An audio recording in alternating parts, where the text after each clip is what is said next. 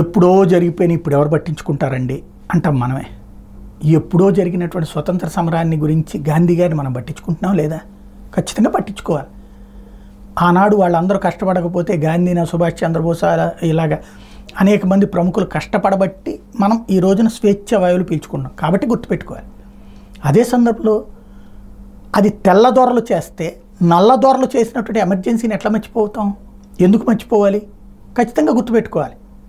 అందులోనే కీలకమైనటువంటిది అప్పుడు దాని నుంచి ప్రజలకు ఎలా విముక్తి లభించింది అన్నది చర్చించుకోబోతే ఎట్లాగా? స్వతంత్ర సమరంలోనూ మంచి చెడులు ఉంటాయి, ఎమర్జెన్సీలోనూ మంచి చెడులు ఉంటాయి. మంచిని గుర్తు చేసేవాళ్ళు ఎవరు, చెడుని గుర్తు చేసేవాళ్ళు ఎవరంటే రెండు కూడా ప్రజలే. ఇందులో గుర్తుపెట్టుకోవాల్సింది ఏంటంటే, ఇవాళ ఆ రాజ్యాంగం పుస్తకాలు పట్టుకోవడం చాలా మంచిది. రాజ్యాంగం చదువుతారు ఈ విధంగానన్నా, అందులో మనకున్న హక్కుల గురించి తెలుసుకుంటారు.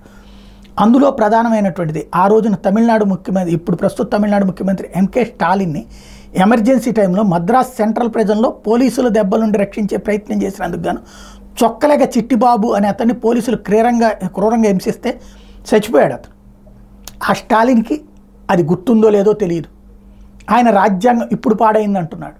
ఆ రోజున తనే అనుభవించినటువంటిది మర్చిపోయాడా, లేకపోతే కనుక రాజకీయ పదవుల కోసం ఎంతకైనా మనం ఇలాగే ఉంటాం అనుకోవచ్చా అన్నది తెలియదు.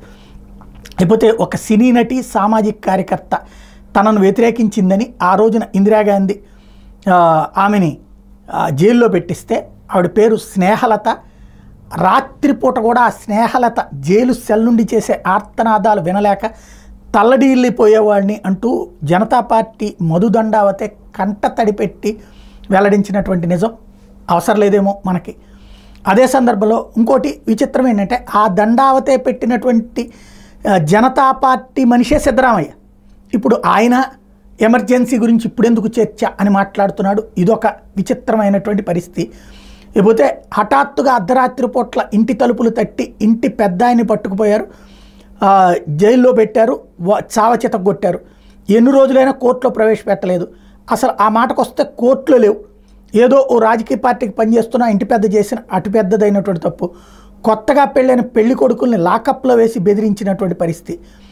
ఇలాంటివన్నీ అసలు చర్చించాల్సిన అవసరం ఉందా లేదా?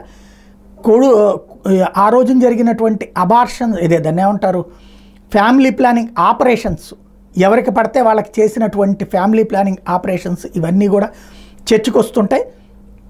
సబ్ జైళ్లు నిండిపోయి కొన్ని పాఠశాలలు కూడా జైళ్లులాగా మార్చేసినటువంటి రోజుల గురించి చర్చించాల్సిన అవసరం ఉందా లేదా అనేది ప్రజలు ఆలోచించుకోవాల్సిన అంశం.